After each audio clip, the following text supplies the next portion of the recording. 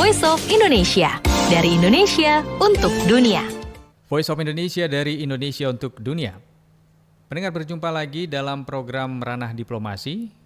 Kali ini kita akan membahas hubungan bilateral, persahabatan antara Indonesia dengan Vietnam, bersama dengan narasumber kita kali ini, Konsul Jenderal Republik Indonesia di Ho Chi Minh City, Bapak Agustaviano Sofyan, yang sudah bergabung bersama Zoom di Voice of Indonesia.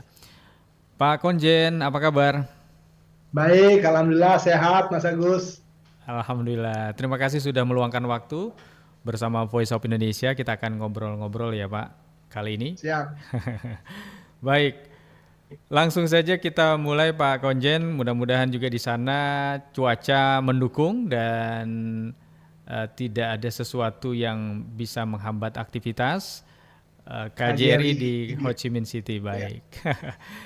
Ya, persahabatan antara Indonesia dan Vietnam ini kan sudah lama sekali ya. Dulu presiden pertama kita, Presiden Soekarno dan Presiden Ho Chi Minh menjadi salah satu fondasi bagaimana relasi bilateral antara Indonesia dan Vietnam yang diresmikan pada tahun 1955 ya.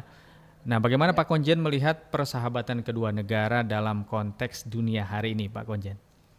Ya, baik. Terima kasih kepada Mas Agus dan terima kasih kepada pendengar Voice of Indonesia RRI. Ini suatu kehormatan kami bisa diundang untuk bincang-bincang terkait persahabatan hubungan Indonesia dan Vietnam. Ya, tadi ditanyakan mengenai persahabatan antara kedua presiden yang pertama, yaitu Presiden Soekarno dan Presiden Ho Chi Minh. Mereka sebenarnya kalau kita lihat dari sejarah, mereka adalah sahabat yang dekat. Karena memiliki visi yang sama, yaitu visi untuk menjadi negara yang merdeka. Dan ya kita bersyukur kedua negara baik Indonesia maupun Vietnam sama-sama merdeka di tahun yang sama, tahun 1945, hanya beda 2 minggu. Indonesia 17 Agustus, Vietnam merdeka pada 2 September. Nah, selain itu juga, selain memiliki visi yang sama, mereka juga ingin misi yang untuk menjadikan negaranya yang kuat. Nah, dan sampai saat ini, kita bisa melihat bagaimana hubungan Indonesia dan Vietnam terus makin menguat. Dan tadi ditanyakan dalam konteks dunia saat ini, tentu hubungan bilateral yang semakin kuat ini juga sangat-sangat dibutuhkan. Kita melihat dari sisi regional sendiri. Saat ini Indonesia dan Vietnam adalah tentu kita ketahui bersama anggota ASEAN. Tapi juga anggota di sejumlah organisasi lainnya. Seperti APEC, dan juga organisasi multilateral lainnya yang kita memiliki pandangan untuk bisa saling mendukung. Jadi dari sisi konteks internasional, tentu hubungan bilateral kita juga sangat baik sekali, baik dari sisi ekonomi, politik, perdagangan, ini menunjukkan hal yang semakin menguat dan semakin harmonis. Jadi dari sejarah sampai saat ini hubungan kita terus menguat dan sangat penting untuk konteks bilateral. Ya, oke. Jadi ada persamaan-persamaan yang bisa dipersatukan ya Pak ya, antara kedua sahabat.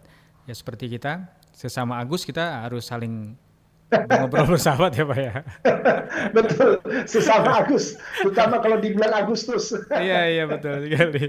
Sesama di bulan Agustus, ya meskipun Vietnam merdekanya September, tapi ada persamaannya ya Pak ya. Betul. Baik, nah mungkin saya ingin mengupdate dulu kondisi saat ini. Sebetulnya berapa banyak Pak warga negara Indonesia yang saat ini tinggal di Vietnam atau menetap bermukim di sana? Nah khususnya di Ho Chi Minh City ya. Dan kalau dari profesi mungkin ada, ya biasanya kan kalau di negara-negara luar itu ada pelajar, ada pekerja migran, ada pengusaha, ataupun ada WNI yang memang sudah menetap permanen di sana. Ya, baik. Jadi jumlah WNI yang ada di Vietnam secara keseluruhan itu tidak lebih dari 1.000. Jadi data yang dimiliki KJRI maupun KBRI kita yang di Hanoi itu keseluruhannya ada hampir 1.000, jadi 900 sekian. Sedangkan kalau data yang ada di KJRI Ho Chi Minh City, karena wilayah kerja KJRI Ho Chi Minh City itu memiliki wilayah di bagian selatan Vietnam. Nah, sampai saat ini kita tercatat ada 678. Jadi 678 WNI kita yang ada di wilayah selatan Vietnam, bagian selatan Vietnam. Dan mayoritas memang ada di Ho Chi Minh City, sekitar 400-an, 50-an sekian gitu. Dan pada umumnya WNI kita yang ada di Vietnam adalah tenaga profesional.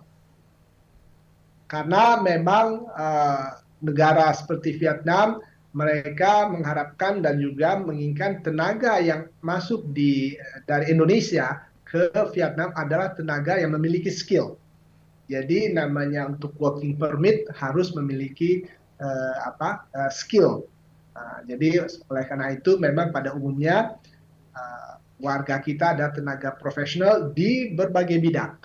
Dari sejumlah perusahaan-perusahaan Indonesia yang ada di Vietnam, yang ada di Ho Chi Minh City maupun wilayah selatan, mereka juga ada bekerja di situ maupun bekerja di perusahaan swasta lainnya yang ada di Vietnam ini.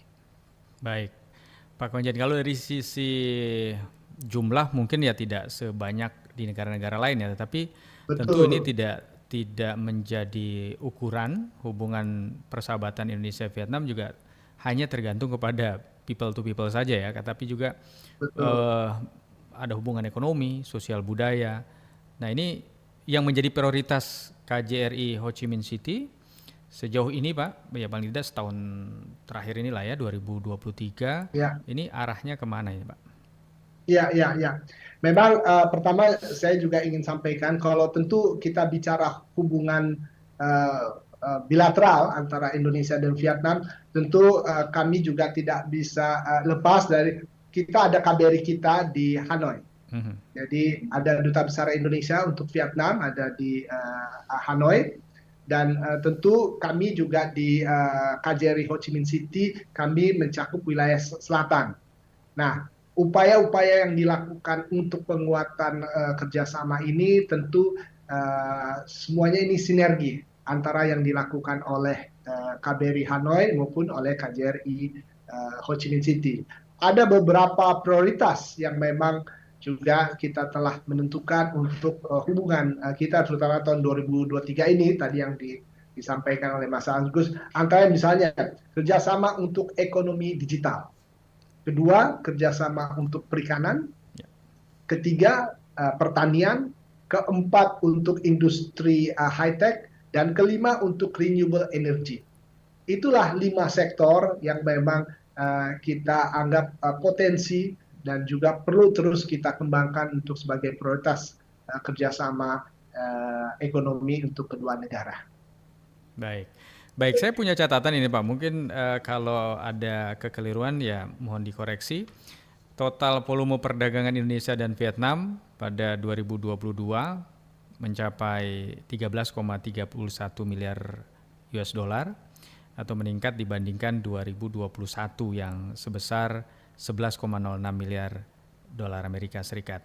Nah, pada 2022 ekspor Indonesia ke Vietnam tercatat sebesar 8,49 miliar US dollar.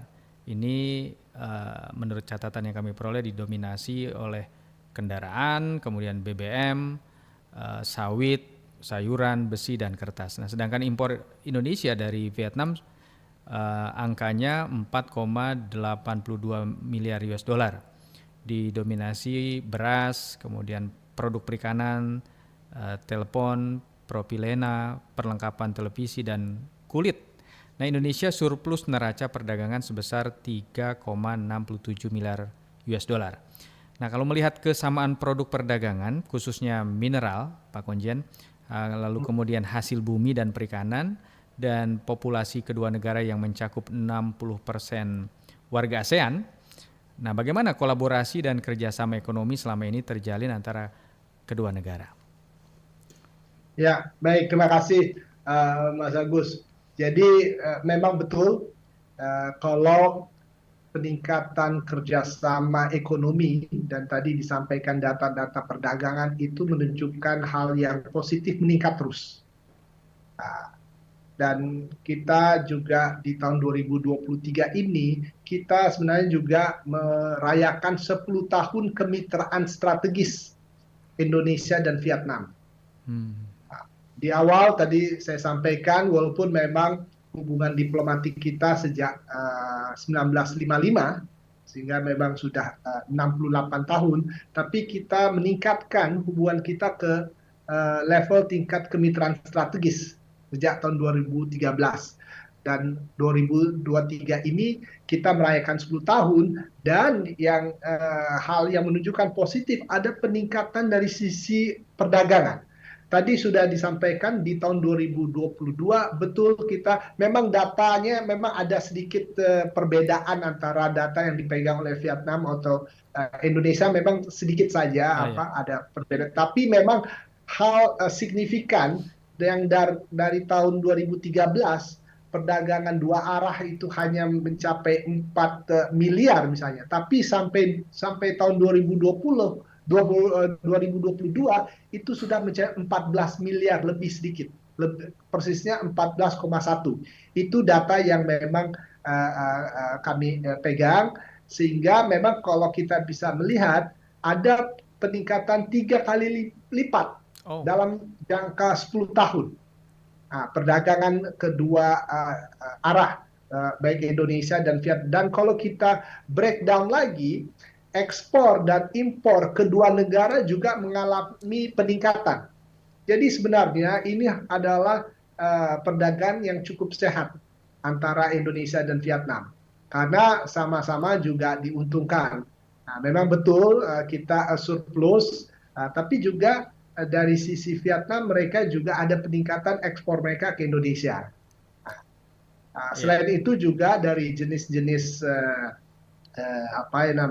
produk yang memang diekspor maupun diimpor memang ada kesamaan lah bisa dikatakan. Tapi saya mencontohkan misalnya kopi saja. Memang kita menjadi produsen kopi dan Vietnam juga menjadi produsen kopi. Namun ada yang membedakan kita. Vietnam itu kuat di sisi produktivitas. Memang hal itu diakui dan Indonesia kuat di sisi kualitas. Iya, jadi dalam hal ini kita juga bisa saling mengekspor sebenarnya. Di mana perlu ada campuran kopi juga. Jadi waktu tahun 2023 ini dilangsungkan ada pameran kopi internasional dan pengusaha kopi kita juga hadir dan hal itu juga diketahui bahwasanya walaupun memang Vietnam bagus sukses di sisi produktivitas, Indonesia juga tidak kalah dari sisi kualitas. Nah, dari sisi inilah yang memang kita bisa tetap berkolaborasi. Jadi kuncinya itu memang di kolaborasi. Kalau kolaborasi antar kedua negara kuat, tentu bisa dimanfaatkan oleh semua pihak. Mungkin itu. Iya. Terjawab juga. Ternyata memang itu ya. Walaupun ada kesamaan komoditas atau produk yang diekspor atau diimpor oleh kedua negara, tetapi memang ada spesifikasi yang ternyata menjadi penyebab ya. Kenapa itu sama? Indonesia punya kualitas, mereka punya produktivitas, dan itu di-mixkan dan ternyata ada perpaduan di situ, perpaduan budaya juga ya. Misalnya kopi Indonesia dengan kopi Vietnam gitu ya. Baik, sudah ada jawabannya ternyata. Nah, kembali kita ke kunjungan kenegaraan Presiden Vietnam, Nguyen Quan Phuc ke Indonesia pada Desember tahun lalu ya Pak Konjen. Ini kan sempat dibahas bagaimana potensi kerjasama Vietnam dan Indonesia melalui BUMN yang dimiliki oleh Indonesia dan beberapa perusahaan nasional dalam pengembangan dan juga pemasaran baterai listrik. Nah, suku cadang dan kendaraan listriknya juga. Nah, ini kan juga menjadi fokus dari Indonesia dan negara-negara ASEAN seperti itu. Nah, bagaimana progres saat ini, Pak? Ya, baik, terima kasih Mas Agus. Betul, jadi kunjungan antar kepala negara ini juga di dalam bilateral itu hal yang baik ya. Dan waktu itu di kunjungan kepala negara dari Vietnam juga menunjukkan ada beberapa potensi kerjasama, termasuk juga untuk pengembangan kerjasama renewable energy. Tadi kalau kita bicara tentang apa namanya renewable energy, kan kita juga saat ini negara ini sedang juga berpikir bagaimana untuk memiliki electric vehicle, dan Indonesia sebagai produsen juga untuk komoditi nikel yang merupakan juga salah satu untuk membuat baterai listrik ini juga sangat dibutuhkan oleh negara-negara. Nah, sedangkan juga Vietnam ini mereka juga sudah mengembangkan namanya mobil listrik mereka, ada VinFast. Oh. Dan untuk diketahui juga ada minat yang besar dari VinFast juga untuk menjajaki untuk berinvestasi di Indonesia. Nah, ini salah satu dan juga sedang diupayakan oleh duta besar kita di KBRI Hanoi untuk mendorong hal ini juga. Selain itu juga tadi disampaikan mengenai ada upaya untuk electric vehicle ini yang disampaikan pada saat kunjungan kepala negara beberapa waktu yang lalu itu memang merefer dari kunjungan ada dari Ho Chi Minh City, ada perusahaan BUMD untuk melihat langsung kendaraan listrik yang dimiliki dari Indonesia. Jadi di Indonesia kita sudah memproduksi jenis kendaraan motor listrik dan di Indonesia, dan waktu itu ada delegasi dari BUMD-nya Ho Chi Minh City hadir, dan kebetulan dari KJRI Ho Chi Minh City kami sangat senang bisa memfasilitasi kunjungan tersebut sehingga mereka bisa melihat langsung. Dan tentu ini merupakan suatu potensi yang saat ini kita sedang terus berupaya untuk melihat ini sebagai peluang untuk bentuk kerjasama ke depannya. Baik itu nanti dari sisi untuk pembuatan batu baterai ataupun pembuatan istilahnya motor itu sendiri, nanti tentu ini pembicaranya masih berlangsung dan masih berlanjut. Seperti itu, Mas Agus. Yang pasti ada kesamaan visi untuk pengurangan emisi karbon ya bersama dengan Vietnam ternyata. Oke. Persis, betul. Yeah. Dan tambahan lagi, kebetulan disebutkan visi yang sama ini karena Vietnam dan Indonesia kan kita sudah committed dengan zero net carbon. Oh iya. Kalau Vietnam zero net carbon target mereka di tahun 2050, Indonesia 2060 atau lebih cepat. Ya. Lebih cepat lebih baik juga ya. Kalau Betul. bisa sama-sama juga dengan Vietnam 2050 ya. Yes. Baik. Nah, kita beralih ke sektor lain, Pak Konjen.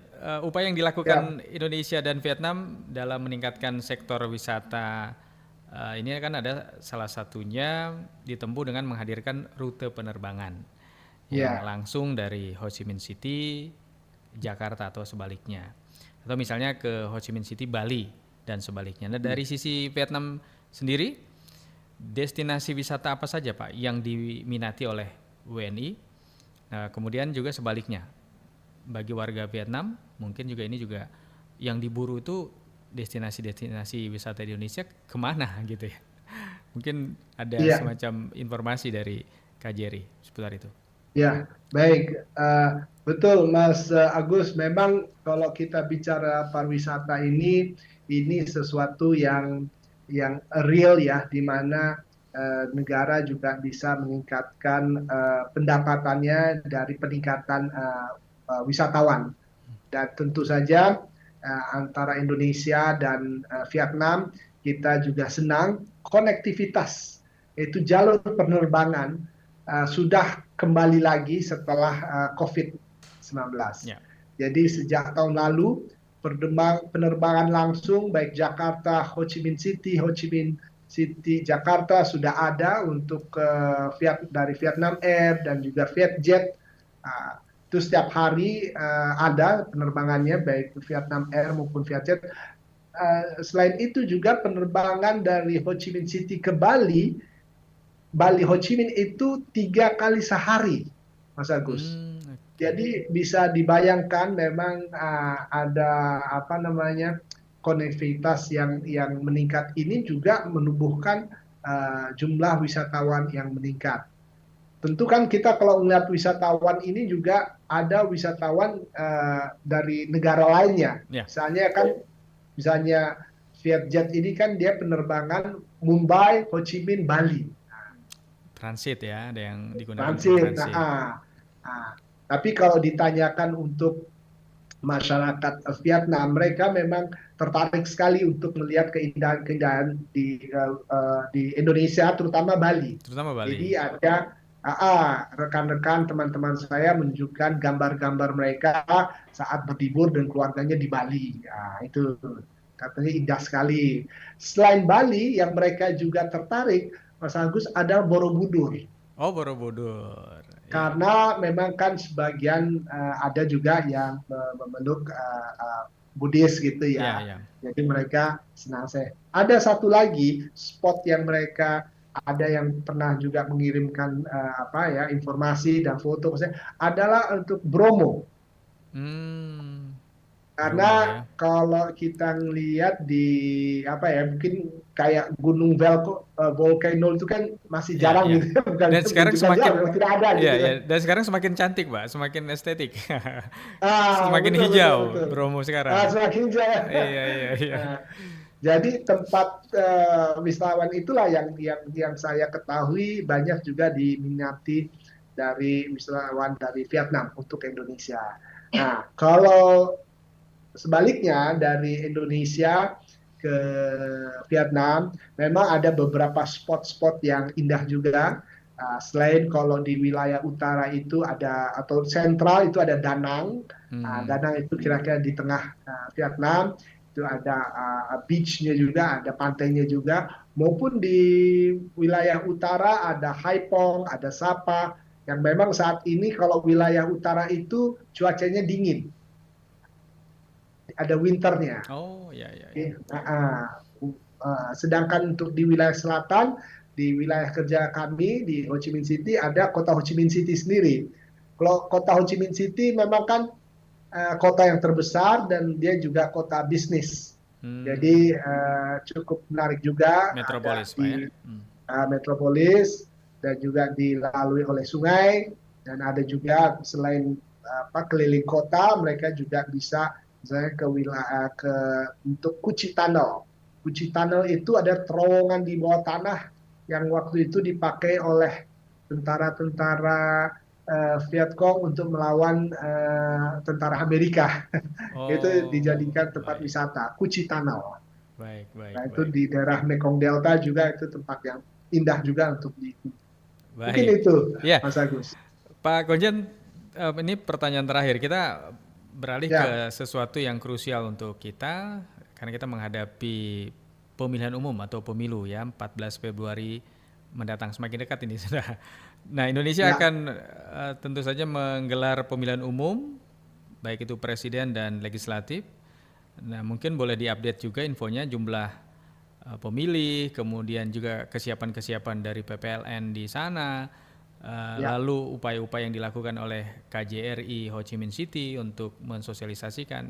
Mungkin singkat seperti apa, Pak, yang bisa disampaikan? Baik. Nah, di wilayah kerja KJRI Ho Chi Minh City tentu sudah ada PPLN, Panitia Pemilihan Luar Negeri. Dan selain itu juga untuk wilayah kerja KJRI juga ada Panwaslu. Jadi pengawasnya. Nah, sudah dilakukan beberapa rangkaian kegiatan untuk sosialisasi kepada WNI kita yang ada di sini, baik itu sosialisasi untuk cara-cara nanti pencoblosannya ataupun juga hal-hal persiapannya segala macam itu sudah disampaikan. Dan saya juga dan senang untuk menyampaikan saat ini yang terdaftar untuk wilayah kerja KJRI Ho Chi Minh City adalah 456 orang yang sudah terdaftar.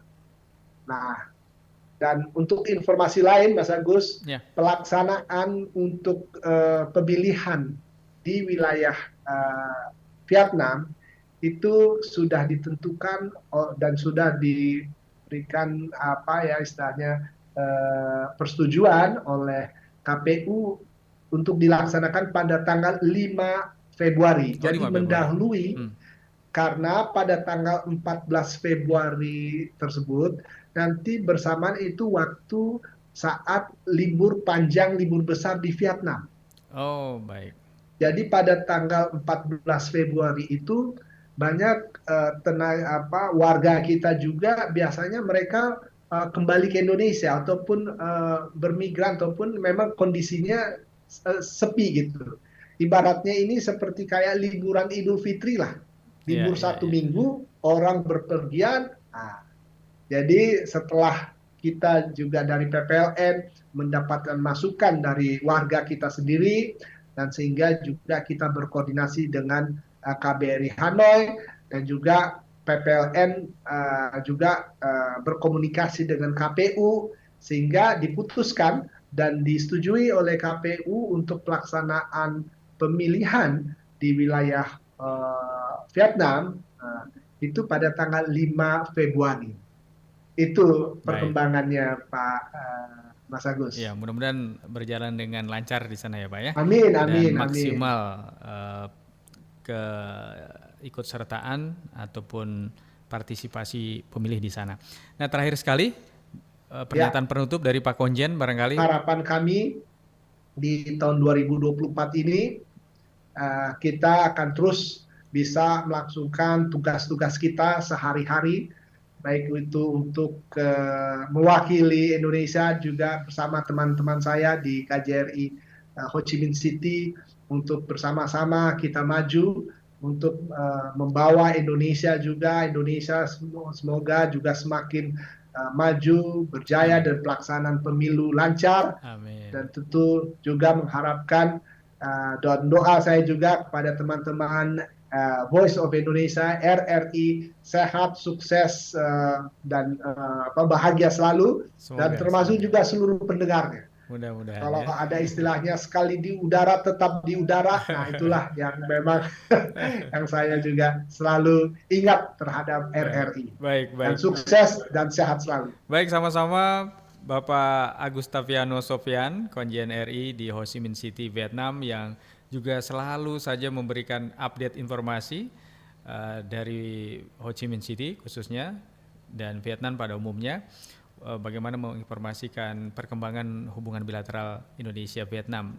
Terima kasih kami ucapkan Bapak atas kesediaannya. Sampai jumpa di lain kesempatan. Pendengar, demikian tadi perbincangan kami dalam ranah diplomasi. Kita jumpa lagi di lain kesempatan. Selamat melanjutkan aktivitas Anda. Sampai jumpa. Voice of Indonesia, dari Indonesia untuk dunia.